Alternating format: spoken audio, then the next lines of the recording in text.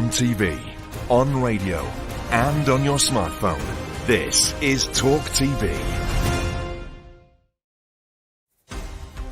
Tonight on Piers Morgan Uncensored, it's a scandal that's rocked the royal family. Racially charged comments made to a charity worker forced a top palace aide to resign. Prince William tonight attacks his own godmother for her offensive remarks. Lady Susan Hussey has apologised and quit. Was she a bad apple, or does this signify a deeper malaise at the palace? Last disgraced Matt Hancock returns from Australian jungle. I can confirm that. I bumped into him at Heathrow. But should the public be buying his new Mr. Nice Guy act? His jungle co-star, Scarlett Douglas, joins me live and is not a fan. Live from London, this is Piers Morgan Uncensored. Well, good evening from London. It seems only yesterday I was in Qatar. It was only yesterday. It was actually at 2 a.m. this morning. So there we are, the wonders of modern travel. Welcome to Piers Morgan Uncensored. It's become very fashionable recent years to smear the British monarchy as racist. It's the age of white privilege. Today's royals must atone for colonial sins, are out of touch beyond reform. They should be abolished and embark on an endless grovelling apology tour for their terrible ancestors. I find most of that complete nonsense. The monarchy is mostly a reason for immense national pride. They represent us with distinction and dignity to the world. That's why when the Queen died, the whole world stopped still for 10 days to pay homage to her and what she stood for. But there is a duty, I think, for everyone at the royal household, from the top down, to be responsible about the positions they hold, and sometimes they let us down. Last night, Camilla, the Queen, the new Queen, hosted a reception on domestic violence at Buckingham Palace. Well, Lady Susan Hussey, Prince William's godmother, and was one of the Queen's closest aides, Queen Elizabeth's closest aides for many, many decades, made racially charged comments to the head of a domestic abuse charity. Ngozi Fulani, the woman she spoke to, released a transcript of what she says is the conversation they had. We've had it voiced by producers. Where are you from? Sister Space. No, where do you come from? We're based in Hackney. No, what part of Africa are you from? I don't know, they didn't leave any records. Well, you must know where you're from. I spent time in France. Where are you from? Here, UK. No, but what nationality are you? I'm born here and I'm British. No, but where do you really come from? Where do your people come from? My people? Lady, what is this? Oh, I can see I'm going to have a challenge getting you to say where you're from. When did you first come here? Lady, I am a British national. My parents came here in the 50s when... Oh, I knew we'd get there in the end. You're Caribbean. No, lady, I'm of African heritage, Caribbean descent and British nationality. Well, let me be very clear. Those comments, in today's age, I'm afraid, are shocking. They're crass, they're offensive, they're racist. That's why Lady Hussey has now rightly resigned. The palace says the comments are unacceptable. They've quickly fronted up to this scandal, and for that they deserve credit. This won't go away in a hurry.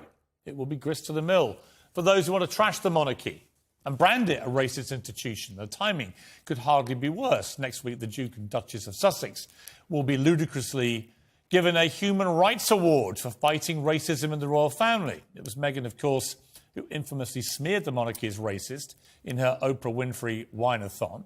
Meghan has never produced any evidence. In tandem, the conversation of he won't be given security, he's not going to be given a title, and also concerns and conversations about how dark his skin might be when he's born. Well, Meghan's never given any hard evidence to back up any of her racism claims, but mud sticks, the damage was done. And this scandal will undoubtedly fuel those who think that there was merit to what she said. Now, what's been going on today, by coincidence, is that Prince William and the Princess of Wales have been in the United States, in Boston, for a 3-day tour. And that will now be completely overshadowed by this new race storm back in London. I think that's why he took the unusual step today of attacking Lady Hussey, remember, his own godmother, directly. Racism has no place in society, William's spokesman said. These comments were unacceptable, and it's right that the individual stepped aside with immediate effect. That individual is his own godmother. And make no mistake, she wasn't a minor backroom figure at the palace. Lady Hussey was the late Queen's most loyal lady-in-waiting for, I think, 5 or 6 decades. She stood beside the new Queen Camilla on state occasions. And it will raise uncomfortable questions about how somebody in her position could possibly be so stupid. After Meghan's original baseless claims, Prince William said categorically the royal family is not a racist family, and I believe him. I also believe the monarchy is a powerful unifying force in our country. But in this year of transition, with all eyes on King Charles, with the coronation coming, and inevitable questions about the future of the monarchy, it has to do better than this. Nobody capable of such witless and offensive comments should be in the royal household, and it's right Lady Hussey has gone. But there should also now be a full, I think, investigation to see if anybody else in that household shares similar sentiments and views. Because if they do, they shouldn't be there. Well, joining me now is former BBC royal correspondent Michael Cole and the organiser of Black Lives Matter protests, Imam Aitan. Welcome to both of you. Michael Cole, someone said to me today, look, she's in her 80s. There is a generational aspect to this where people of her age might ask questions which sound wrong. And I can understand a little bit that that might be the case, and maybe it is a bit generational. It doesn't mean it's not offensive or crass or, frankly, racist. I mean, for a black woman to be invited to the palace and be subjected to this bizarre interrogation, persistently demanding to know where she was from, when she was born in this country and is a British citizen, is completely outrageous. And the most terrible thing, Piers, of course, is that the focus is now not on domestic violence and eradication of that, which is most important. It's on this incident. It's all terrible and it's very sad. But as you've said, Lady Susan Hussey is 83. She's a widow. She was married to Marmaduke Hussey, who, of course, ran the BBC, was the chairman of the BBC for donkey's years. Indeed, and we... Through the Martin Bashir episode, for example. And we knew him very well. And do you know Lady Susan? I do. What kind of woman is she? Well, I've seen her around the world when she was the head girl, as you so rightly say, to Her Majesty the Queen, in all sorts of situations, with different people from different backgrounds, different ethnicity. And she was always charming and very kind and very nice. Now, what we don't have is a recording of that. We have a transcript of somebody's remembrance of that conversation. But we do know an investigation was very quickly commenced. Indeed. And we do know the result is she has immediately been let go. Now, exactly. And she apologised immediately. So there's no denial of anything. No, there is none. She apologised and she's resigned. And let's be honest about it. Nobody actually died. Nobody was killed on this occasion. It is offensive, it shouldn't have happened, and remedies have been taken. And I feel sorry for her. I've got, I knew her quite well. I never saw her act other than properly. She always put people at ease. What she didn't learn is what the Queen always learned when she was in a situation like this with people she didn't know. She would always say, have you come far? Now, that is a very good question, because nobody can take All right, offence let me to go that. to Iman here. Look, Michael's putting a sort of nice gloss on this, but if I'm a black woman and I've gone to the palace, particularly for a charity event like that, and I've done so much good work, as Ngozi Fulani has done with this Sister Space organisation in Hackney, for those who don't know what it is, it's a group that supports African and Caribbean women affected by domestic and sexual abuse. So to be there and to be so belittled by a very posh, older white lady who's been working at the palace for 6 decades, to be belittled in that way and to be constantly challenged about where you're really from, with all the racist undertones of, well, you can't be one of us, you clearly come from somewhere else. I find that offensive, and I'm a white man. Absolutely offensive. So I'm very glad that you both agree. So what this example is covert racism. So it's basically covert racism in the form of a micro-invalidation. So when someone comes along and says, where are you from? No, where are you really from? What they're inferring is that that person couldn't possibly What does it identify make you, as all right, British. as a black woman, have you had this experience? No, this is known as everyday. Right, Everyday racism. How does it make you feel when it happens to you? Utterly ignored. I feel offended. I feel dismissed. I feel as if I've been put into this kind of box where I'm not seen nor am I heard, and I'm just expected to just go along with this kind of narrative, which is okay to perpetuate racism throughout the day. So for me personally, it's an experience that most black people, I can confidently say, experience on a day-to-day basis. Do you give any slack to her age, that it's a generational thing, that generation may not have even realised that asking somebody questions like that is racist? I take that into consideration, but it doesn't negate the fact that that seems to stem throughout many generations, and therefore we cannot take away the fact that covert racism is prevalent within our society, irrespective of your age. Michael, what's extraordinary to me is we've just been through the whole Meghan and Harry, Oprah racism thing. There will be people, there are already on Twitter saying she's been vindicated. This is what she was talking about. The subliminal racism that is laced through the palace. Hard to argue that. Now, I would argue the difference is here, we had a name. Somebody did something, and the victim of this put a tweet out using the initials SH and said it was a lady. Well, there's only one of those in the palace. So we knew who she was talking about, and that person's been made accountable. My issue with Meghan and Harry from the start of their racism claims is there's never been any hard evidence put forward, nor have they named who they believe was racist. Therefore, everyone is guilty by association. So they are, to me, different things. But there is no doubt this will lend succour to their argument as they stand on this stage at the Robert F. Kennedy Foundation next week for their heroism in tackling racism at the palace. There's no doubt they will use this to fuel their position. And that's very much why Buckingham Palace moved swiftly and Prince William moved swiftly to distance himself for it. I mean, pretty amazing. I mean, to put it in context, that woman's his godmother. She was one of the Queen's closest, if not the closest, confidant of the Queen for 60 years. Absolutely. This is not just anyone at the palace. Well, as her godson can't stand up for her, I'll have to stand up for Lady Susan and say that I'm sure there was no malice intended. Everybody was wearing name pads. Perhaps she saw the name, which was, of course, unusual to her, and perhaps she was genuinely trying to find out a little bit about where she came from. It's quite a normal thing for people to say, have you come far? Have you been this way around? But I understand why the palace... You know, racism is absolutely toxic. The terrible thing about the charge of racism is it's easy to make and it's almost impossible to refute. Yeah, but in this case, you see, I think it's a clear, open and shut case. I mean, I agree with what you just said, but I also think that black people in this country will all look at this incident, everyone who is black in this country will look at what's happened here, and they'll all be able to cite similar instances where people have said, well, where are you from?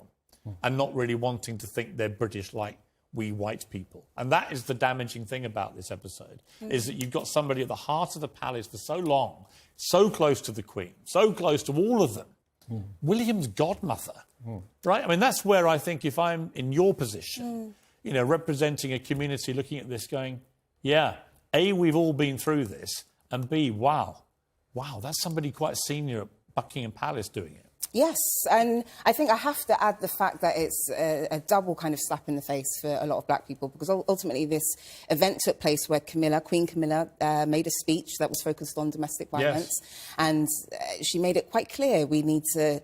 Firstly, she said that it was a heinous crime. Secondly, she said that we need to support and listen to survivors. And thirdly, we need to believe their stories. Now, racism is just as heinous as domestic violence, right? They manifest themselves in more or less the exact same way, ranging from psychological to physical. So the reality is that we seem to have this notion of supporting and believing and understanding and listening to those of domestic violence abuse, but when it comes to black people, we end up gaslighting, which is basically another form of racism. So we find more racism. Let me throw a slight to racism. Let me throw a slight thing back at you on that general principle. I have a problem with believing everyone just when they come forward with any allegation. It may be the cynical journalist in me, but I believe everyone should be listened to, everyone should be taken seriously, but they're not automatically victims until something is proven. Because a lot of people, I'm afraid, in modern society, they invent stories, they have reasons to scam, you know, the media, whatever it may be, for whatever reason. And certainly percentage-wise, probably not a vast percentage, but there are people that will do it. So I believe you listen, you take seriously, you show respect to a claimant who's making allegations. But I don't think whether it's racism or violence or whatever it may be, you don't automatically believe people. And I agree because the with moment you. you do that, you're you. automatically condemning and convicting the people they're accusing who have not had a chance to put their case forward, and it may be they're completely innocent. But what you first need to do is listen and ultimately believe, because this is what it comes down to. But you agree with the sort of principle I'm making? So I do, totally, utterly agree with you. But what it comes down to is a fine line, you see, because when you ultimately, and I said it the last time I was here, when an individual ignores, negates or neglects the thoughts, feelings and experiences of those from the black and brown community when pertaining to racism, what you're ultimately doing is invalidating their experiences, which is a form of racism. This is a typical thing that we see, and this is the issue that what I typically find when it comes down to racism, it is a form of gaslighting that seems to be the typical response. Let's ignore that, but we don't do that with most other things. I think so it's about being open. There's an element of that. I mean, I think we've got into a place in society now where people can talk about my truth as if somehow that's different to the truth. And I've got a big problem with that, whoever it is, because to me there's the truth, which is supported by facts, and if you have your own version of it, it's not actually the truth. I mean, you can feel it, and you can want it to be true, but actually facts should always be sacred, because otherwise I'm not sure where you go if everyone has their own version of the truth. But Michael, it seems to me there's another bigger issue, which I'm about to come through with another guest in a minute.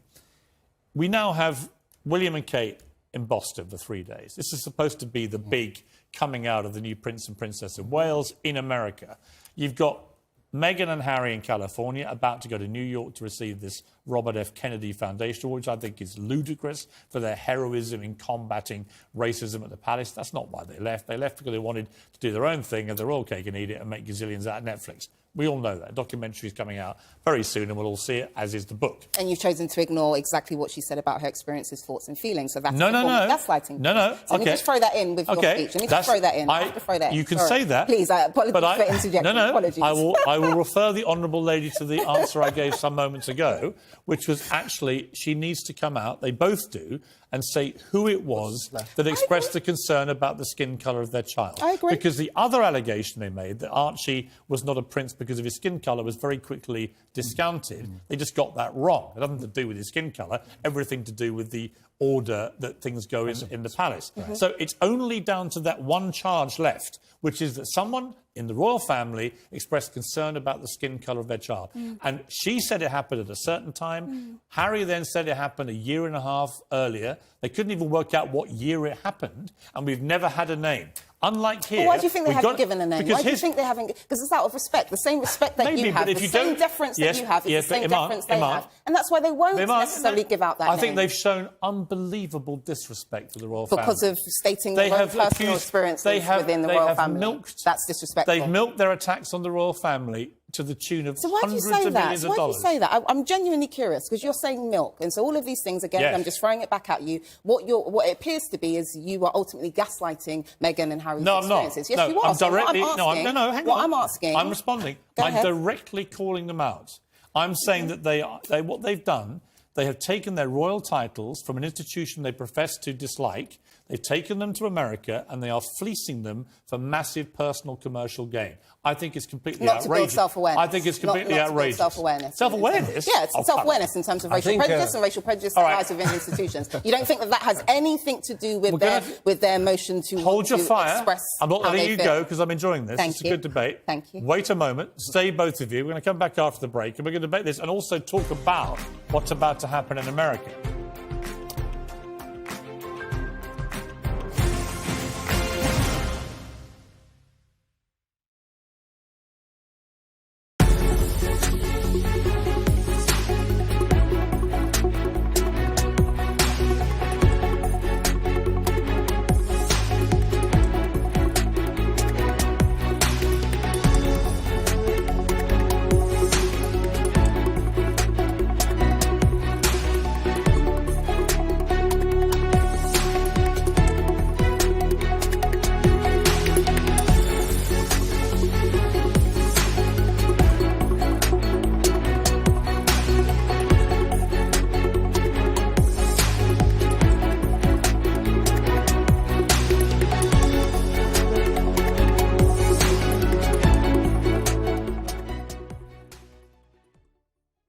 Guess who's got a brand new show on TalkTV at 9 o'clock, Friday nights, live. Honestly, I don't care. Bit rude. Why?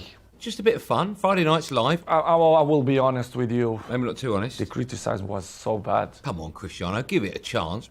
Well, go on then. Why is it not going to work? Tell me. You have to be charismatic. Yeah. Well, people have to feel some connection with you. To be good looking helps too. all right, cheeky. Football bloody hell. Friday at 9 p.m.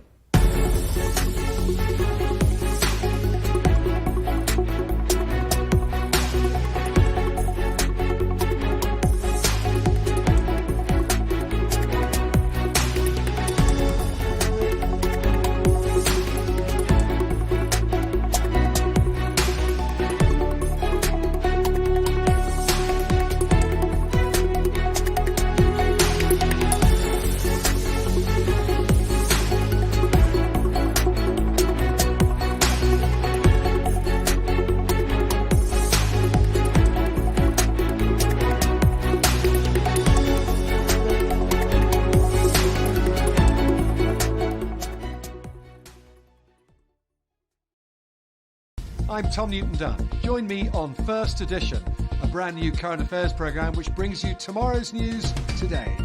First Edition is about making sense of what's really going on, politics, on the economy and across the world at large.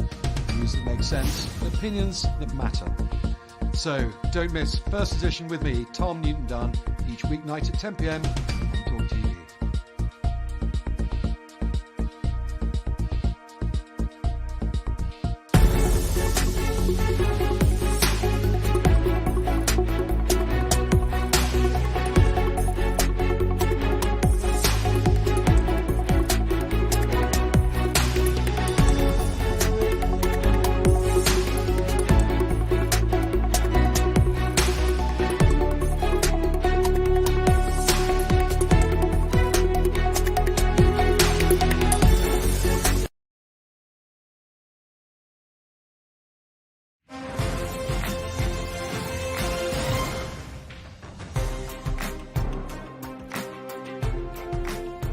Well, welcome back to Piers Morgan. So some sad breaking news has just come in that Christine McVie, one of the founder members of the great band Fleetwood Mac, has died at the age of 79. She was a wonderful British singer-songwriter, wrote hits like Little Lies, Everywhere, Don't Stop, Say You Love Me, Songbird.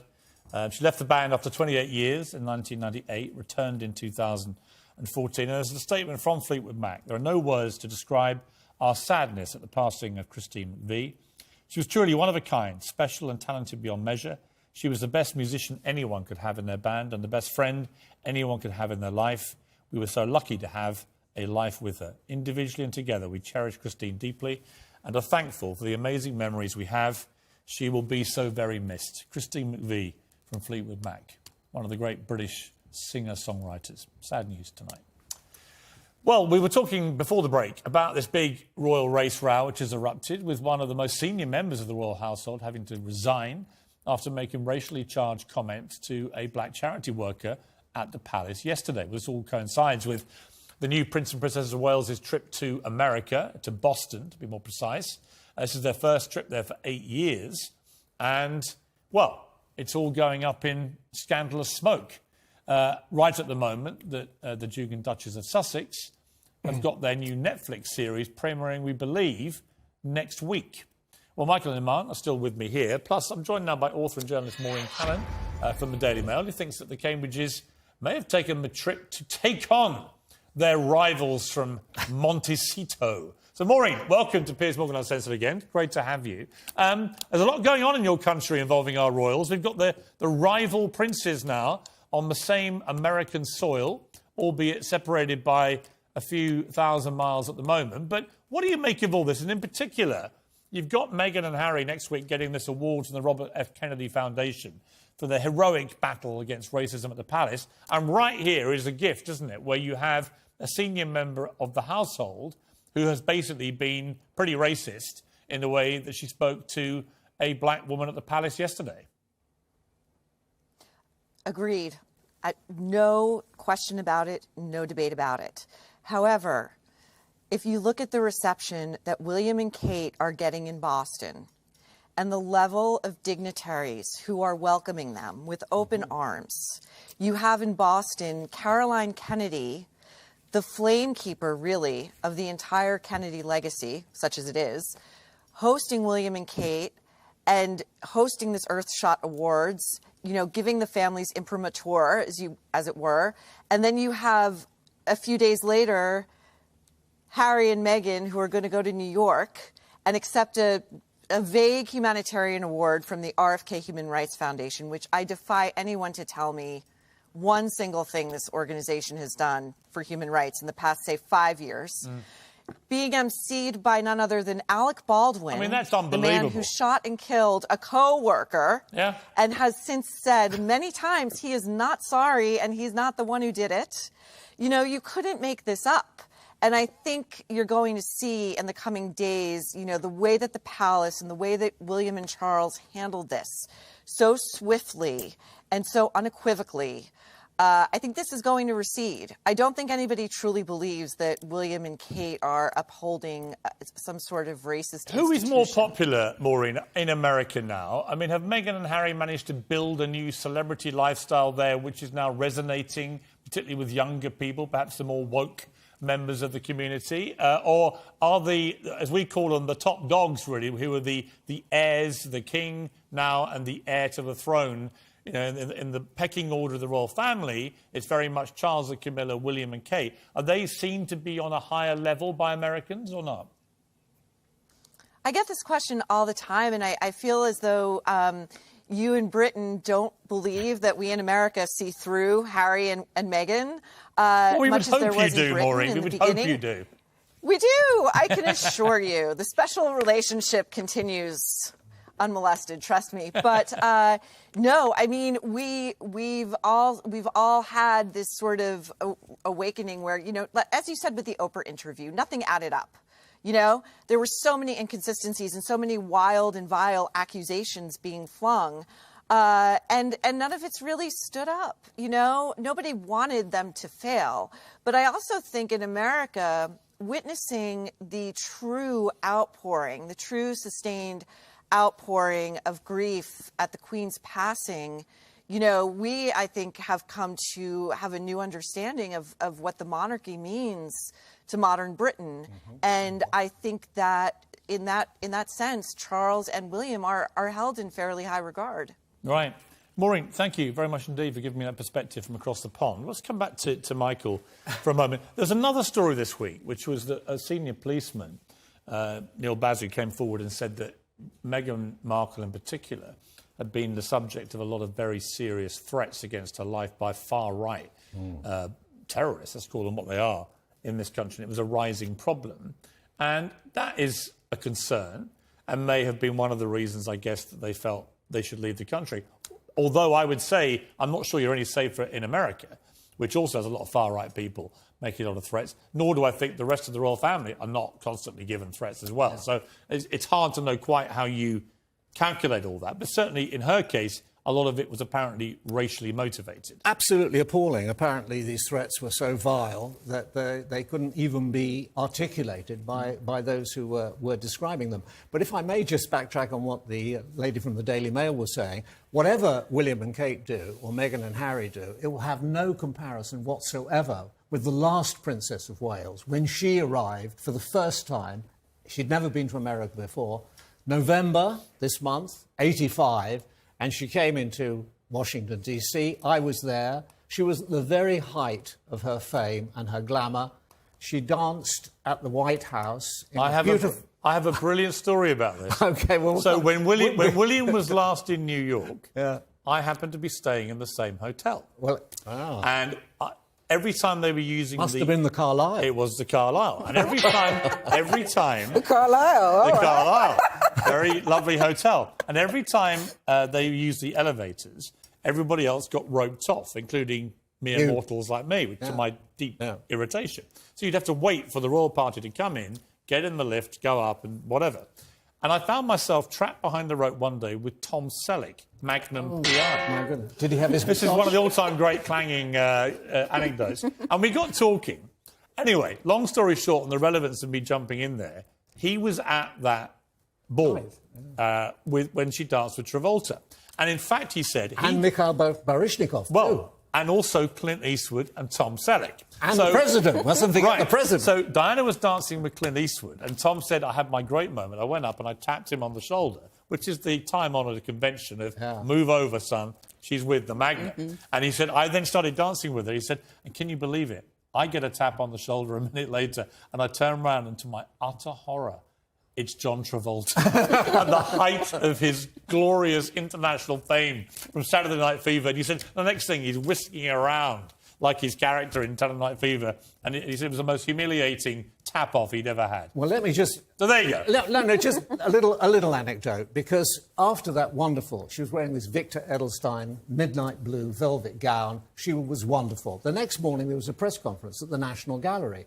And they said to the hacks like me, they said, the princess is going to be here, but she's not allowed to speak, and she won't speak, and you mustn't ask about her dancing with Travolta.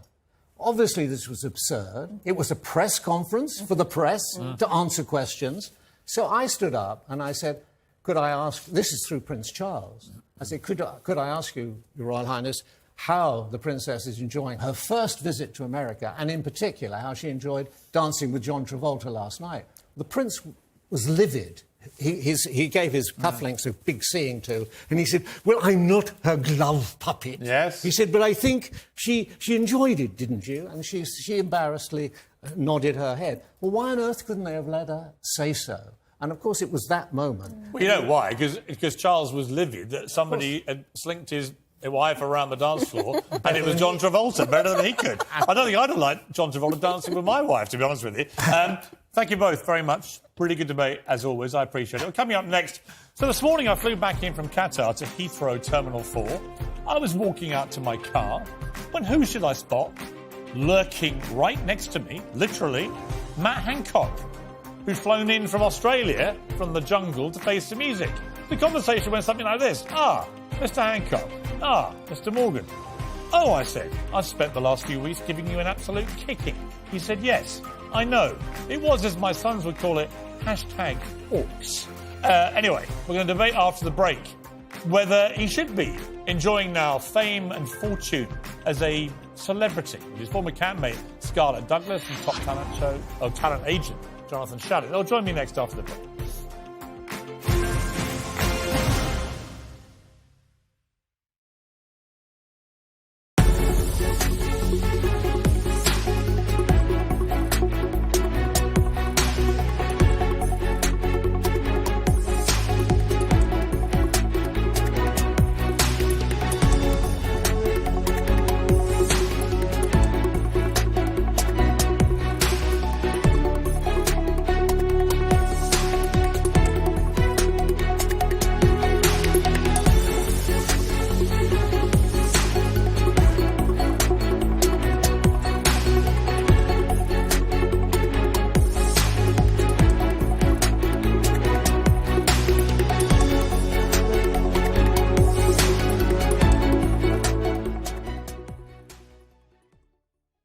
Guess who's got a brand new show on TalkTV at 9 o'clock, Friday nights, live. Honestly, I don't care. Bit rude. Why?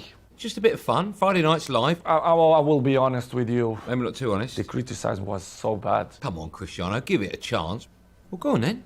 Why is it not going to work? Tell me. You have to be charismatic. Yeah. Well, people have to feel some connection with you. To be good looking helps too. All right, cheeky. Football bloody hell. Friday at 9 p.m.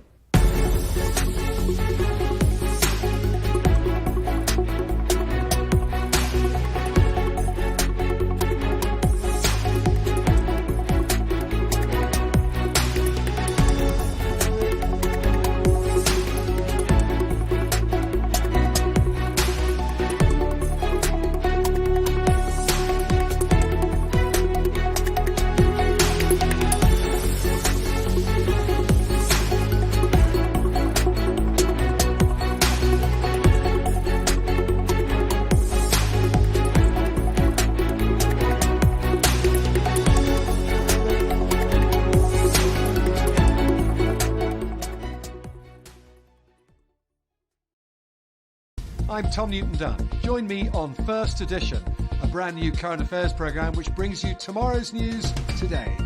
First Edition is about making sense of what's really going on in politics, on the economy and across the world at large. News that makes sense, opinions that matter. So don't miss First Edition with me, Tom Newton-Dunn, each weeknight at 10 p.m. on TalkTV.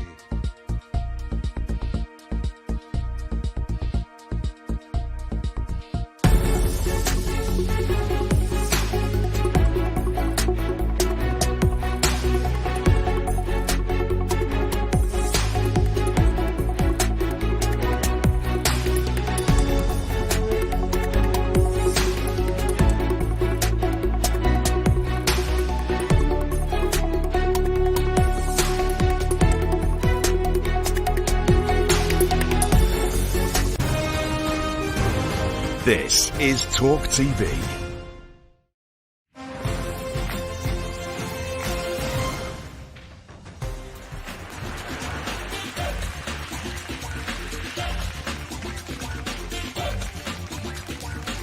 Oh my God.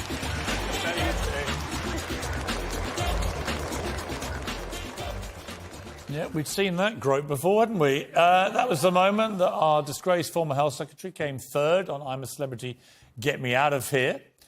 Well, reminded us all, of course, of why he had to leave government, breaking his own lockdown rules with that same lady, ending up on the front page of The Sun. Well, he flew back to Heathrow this morning, where I literally bumped into him, and we had a little chat. It was not entirely uncivilised. It was very British. I said I've been giving him a good kicking for the last few weeks about what he'd done, because I have. And he said he knew, and that was fine. But it was interesting. He had a little spring in his step. Like he's now moved on. He's now a celebrity, not a politician, even though he's actually paid £85,000 a year to represent his constituents in West Suffolk. Actually, he's no longer that. He's a guy who munches kangaroo testicles and has become famous off the back of it to millions of people who voted for him, staggeringly. So should he be allowed to do all this? Should he be entitled now to become a famous celebrity, cashing in on all his infamy? Well, I'm joined now by Scarlett Douglas, who was in the jungle with him, and by top talent agent Jonathan Shalit. Let me start with you, Scarlett. You were in there with him and could barely conceal your disgust. Has your feelings changed at all, given that the public appears to have had a joint lobotomised morphing into hell by voting for him in vast numbers? I mean, it was a surprise, I think, for everybody that he came third. But ultimately, with this show, you have to do the best for the camp. You've got to win as many stars as possible. You've got to make sure that you're civil with everybody. You don't have to make sure, but it makes things a lot easier. So actually, him coming into the jungle, we were very dubious at first, but he became part of the team and a part of the family, and that's what was most important for us. But what do you think of him? I mean, should he be allowed to be doing any of this at all? Well, listen, everybody's got their own opinion and their own views on it, but I'm not the talent booker, and obviously that was down to ITV, and they believed that he would be right for the show.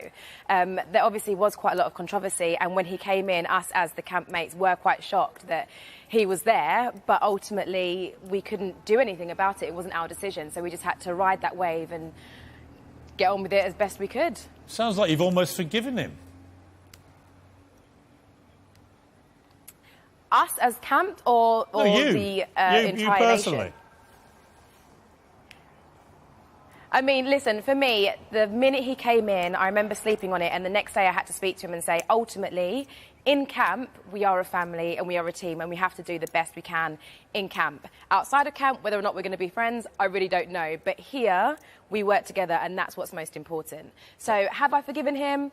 I'm not sure. If I'm honest, we really didn't get a chance to know the real Matt in the jungle. We're being filmed 24/7, and everybody is still slightly censoring honestly, I think he was. I still don't know Matt Hancock. I think he was scamming all of you like he was scamming the public. This is a big rehabilitation exercise. Let's bring in Jonathan Shalit. Jonathan, you're a top talent agent. Would you take on Matt Hancock now as a client?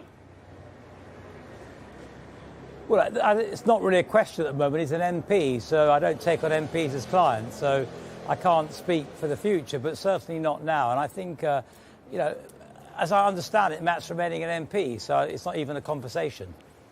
Right, but look, I mean, look, I've got a problem with this. Not with him personally. You know, I've never had a problem with him personally. I don't know him that well, but he's always, you know, when I've done interviews, they've always been a bit fractious, but he's been fine with me personally about it. My problem is the principle of a serving MP taking a month out to go and munch kangaroo testicles in the jungle, making 400,000 quid, and he's done another reality show, the Celebrity SAS thing on Channel 4, and he's planning a book. And I'm thinking, well, hang on, when's he finding time to do his job as an MP? And by the way, when did we reward people who were shamed out of government for breaking their own pandemic lockdown rules? And what about the inquiry, which still hasn't happened yet, into all the damaging mistakes he made as Health Secretary, which many think led to thousands of people dying? Well, first of all, I'm a leading talent agent. I don't run the British political system, but I shall try and answer some of that. You do a lot better than most of them, frankly. Matt Hancock doing the jungle. Probably, and I've been asked, but I certainly will stay doing what I... Hello, my dear. I'm on television. This is my friend. But What television? I'm with Piers Morgan, live to the United... Piers Morgan! Literally, guys, go away from me. Just he said hello to you. He's delighted to meet you. Give me... I can't hear it. Tell them subscribe to Mizzy on YouTube. Sorry. Guys, you've got it now. You've had your moment of fame. Come on. Come on. Actually, I was rather enjoying that. Go back to them. Jonathan being mobbed by what he thought were his fans, it turned out to be mine. They were, Piers. The second I said your just name... Just to explain to our viewers, you're actually... Listen, the bigger issue is... Well, hang on. Just to explain to viewers, you're both at the same event, the Mobo Awards. You've both very kindly come out to speak to us on Piers Morgan Uncensored, and we appreciate it. But it is live TV, and there are lots of people around there, presumably waiting to see stars coming and going from the awards. So that's what's been going on. Yes, we're at the Mobo Awards at Wembley Arena at the moment, and your cameras have got me in one place and Scarlett in another to make it look like we're in different places. But the truth is, we're actually 50 feet from each other. Don't kill the magic, Jonathan. No one needs to know how the sausage gets made. But, Jonathan, on a serious point, the serious point really is, should an MP be allowed to do all this? Well, I would question, you're absolutely right there, Piers, I would question whether an MP, and this applies to any MP, not just Matt Hancock, should the rules of Parliament allow an MP to go and have a second job that takes away from their constituents for a long time? The answer is probably not, but many MPs have done it. So I don't think it's fair to focus on Matt Hancock because he's merely doing what... Do you remember George Galloway doing Celebrity Big Brother when he pretended he was a cat many years ago, and Nadine Dorris, and then another MP did the Splash. So there's a history of MPs. But, you know, they feel the way they can talk to the most people is by doing a show like this. And I have to say, to be fair to Matt Hancock, a lot of people will be interested to hear what he has to say in the months to come because he's done this show. Yeah, but so you yes, know what? The intelligence. Yeah, but here's my point, Jonathan.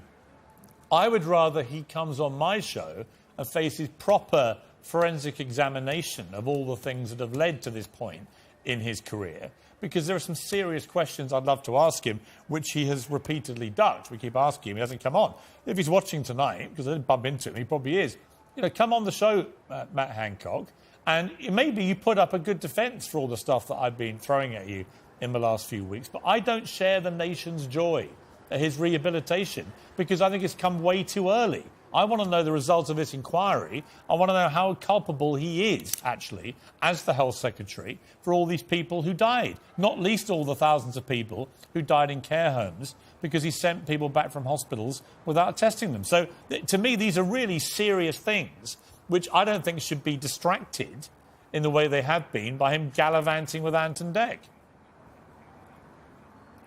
Listen, Piers, you know, the rights and wrongs of an MP gallivanting with Anton Deck are the rules of the House of Commons. You know, I think the media love to say Matt Hancock killed thousands of people. The truth is he didn't. It was advisers who gave the government advice. But I would go on to say is you as Piers Morgan don't think he should have done it. But you can't fake votes. Millions of people voted for Matt Hancock in the jungle. And whether the media liked that or not, millions of people said we like Matt Hancock. And millions of people said we want to hear what Matt Hancock has to say. I'd say an answer to your question about his future going forward, Piers. You know, if he chooses to now embrace the public media and the public arena, he's got a great platform because, you know, I guess a bit like you, he's Marmite. And what I mean by that, some love him, some hate him, but a lot of people love him now. Can you not compare me to Matt Hancock, please? That's a new low, Charlotte, even by your standards. Let me ask. Listen, finally, Scarlett. I think Scarlett, you were knocked out before Matt Hancock. That means you are less popular with the British public than Matt Hancock. I mean, I don't know how you can walk the streets with that hanging over you. Listen, ultimately, people were voting for their favourites, yes, but I'm so much less known than Matt Hancock. So people don't really know who I am. I think I went in there as the underdog and I did my best. That was the most important thing. So people aren't going to vote for me. I can't do anything about that. If they're going to vote for Matt over me, then so be it. Trust me, I wish I was there up in the final three, but I wasn't. So I just know I did the best I could do. I came off there. Everybody was proud of me. My mum and dad and brothers were proud. And that's all that matters, really. My parents said if I ever do I'm a Celebrity, they'll disown me. It's their red line in the sand. But thank you both. Piers, I'd love to see you in that jungle, Piers, around that fire, cooking One some thing's for kangaroo sure. balls. Jonathan, final word. Piers, what I think is Scarlett, before Scarlett went on the show, she was a big star on Channel 4, and she is a big star of Channel 4 with her TV shows. So the one thing ITV audiences know is Scarlett's a big star in years to come. Excellent. I think we can all agree with that. And great to have you both. You can go back inside now. Stop freezing outside and braving your fans, Jonathan, who turned out to be my fans. But thank you both very much indeed for joining me. I appreciate it. All the best. Thank you. Bye-bye. Piers Morgan, live to the United... Piers Morgan! Hey. Guys.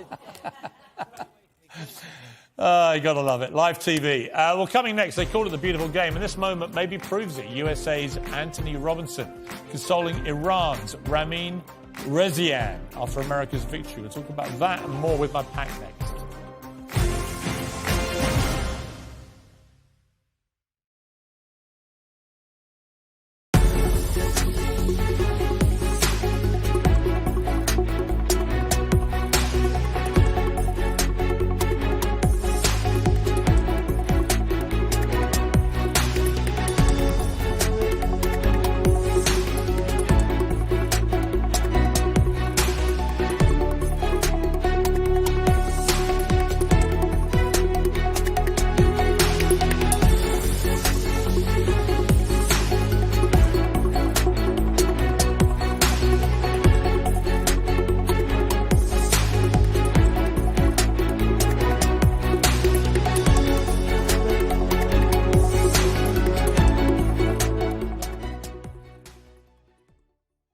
Guess who's got a brand new show on TalkTV at 9 o'clock, Friday nights, live. Honestly, I don't care. Bit rude. Why?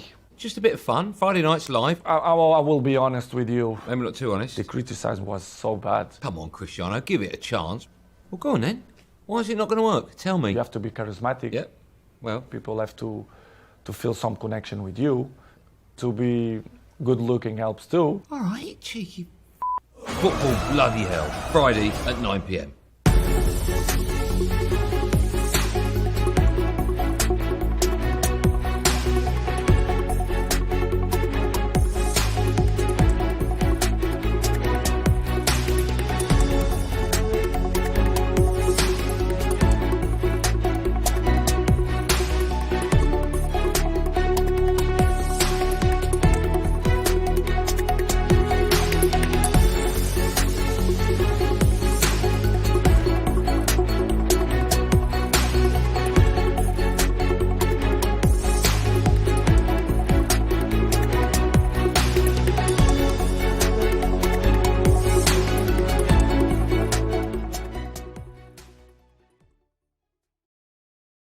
I'm Tom Newton-Dunn. Join me on First Edition, a brand new current affairs programme which brings you tomorrow's news today. First Edition is about making sense of what's really going on in politics, on the economy and across the world at large. News that makes sense, opinions that matter. So don't miss First Edition with me, Tom Newton-Dunn, each weeknight at 10 p.m. on TalkTV.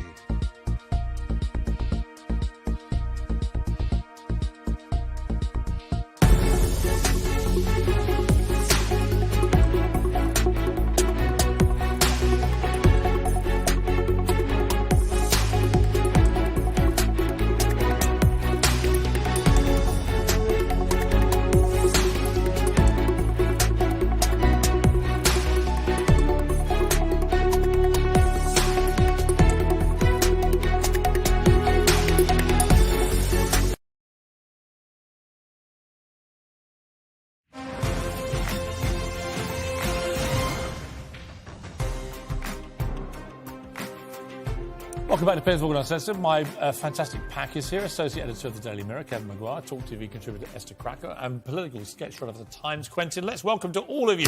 Quentin, Royal Race Row. We've been on this rodeo before. You have, yeah. What do you make of this? It seemed to me a sort of significant moment because actually that was a senior person in the royal household speaking at quite some length, it would seem, in a really racially, at best, insensitive, at worst, really offensive manner you may on to the breeze, a black woman. You may on the breeze hear the sound of cackling, and that's coming from Montecito, I think.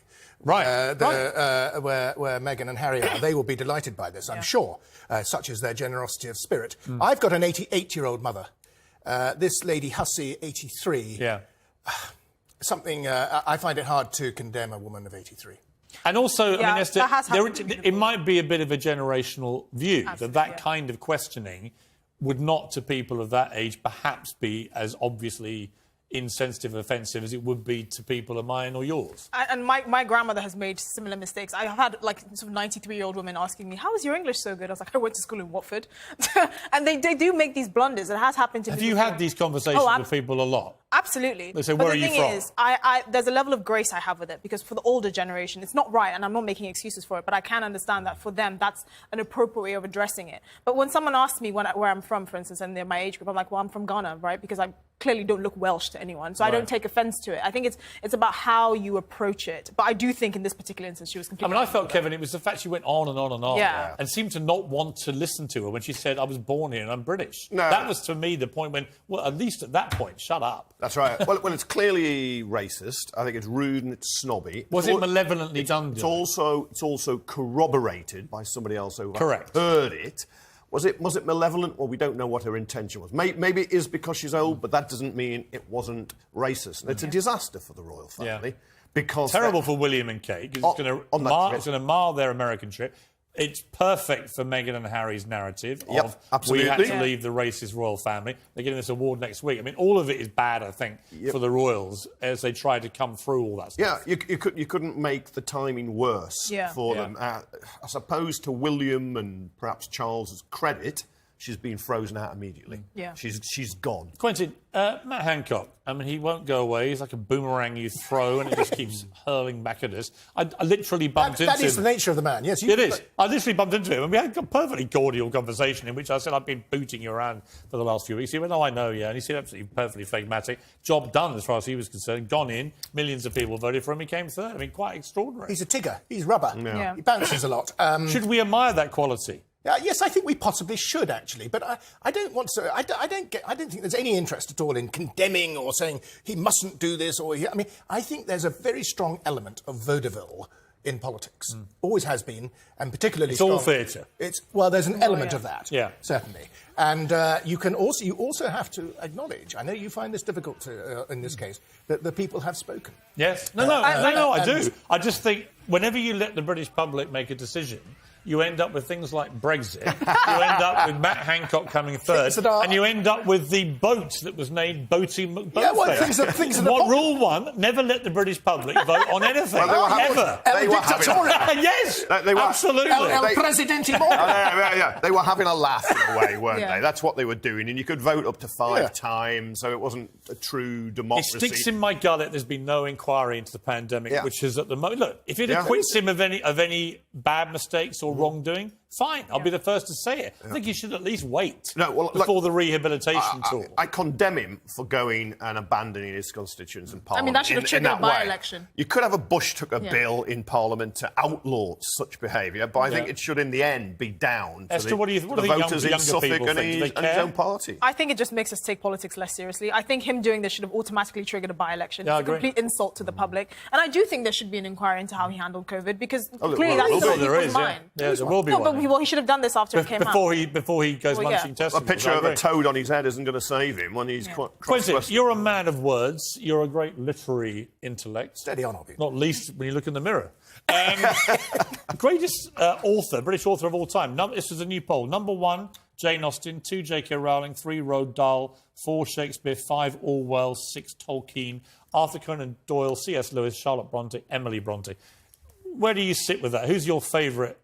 Who do you think is the greatest? Anthony Trollope, for me. Really? P.G. Wodehouse. Neville Shute. Yes. I would put on there. Good call. And how about Enid Blyton. Yes. Why not? Why not? Sold a lot of books and got a lot of children to read. I'm more into poetry. Probably Barrett Browning. Yeah? Is my favourite. Really? Yeah, I would say, yeah. Dark horse, aren't you? Captain Come out with these things. Captain W.E. Johns as well, I should have said. Biggles. Yes. He's a belter. Charles Dickens. He's not even in the yeah, top 20. Best of times and worst of times in this poll. He's a misery gut. Yeah. Should we really move past Shakespeare as the greatest? I don't know. I think Isn't Shakespeare really the greatest? No. When you think of what he's brought around, well, he's not. Jane Austen's #1, right? But he's got a good saying agent. in my ear, he's the greatest. Would you want to read Shakespeare? My editor's shouting he should be. Well, I agree. Yeah. Can you imagine? You're not involved in the debate, by the way. You're shouting in my ear. No one can see you. You're up at night with a pint of Harvey's and a bag of crisps. Yeah. You really want to read Shakespeare? I suggest yeah, You don't want to read Shakespeare, no, you want to see Shakespeare. Yeah. I mean, I saw Shakespeare last night. And there's a timelessness about some of it. Yes. Othello ties in perhaps with Lady... Are you watching the World Cup? A little bit. Did you see the scene last night? America-Iran. A lot of enmity before the match. It's an amazing moment where one of the American players consoled a weeping Iranian player. It does seem to me the World Cup is in a unique place to act as a force for unity. And it should be, because it's a game, isn't it? Yeah. You must remember that this is and the most popular game in the world. Absolutely. And when England won the 20 cricket the other day, they all raced onto the pitch afterwards and started hugging themselves. Yes. I would have liked to have seen them shaking hands with I think that's a fair point. Absolutely. Esther, what did you make of it? I love the World Cup. And obviously, you know... Ghana doing well? I know! I can't... Oh, I'm so happy. But obviously, this match with Iran and US was emotionally charged because of what's going on in Iran. So it was really nice to see that camaraderie. And Kevin, is he coming home? Sadly, I don't think it is, but I'm as excited as you are. I think we do have a very good chance. Yeah. It's not impossible. I mean, I still think Brazil. I think then probably France. Yeah. I think Portugal can't be ruled out. Yeah. But I think England have a good chance. It's not, 9 it's not goals impossible. without Harry Kane scoring yet. Yeah, and you know he will, but he's been so creative. No, look, football is always about hope, isn't it? You always Who do hope. you think is going to win the World Cup? Give me a name. Hereford FC. Give me a name. I think England can definitely win it. Brazil. OK, I'm going Brazil. Actually, Brazil if Neymar's injury recovers. Yes. If not, I'm going to say Portugal on the record. They look good. Thank you to my pack. Brilliant as always. That's it from me tonight. Whatever you're up to, keep it uncensored. Good night.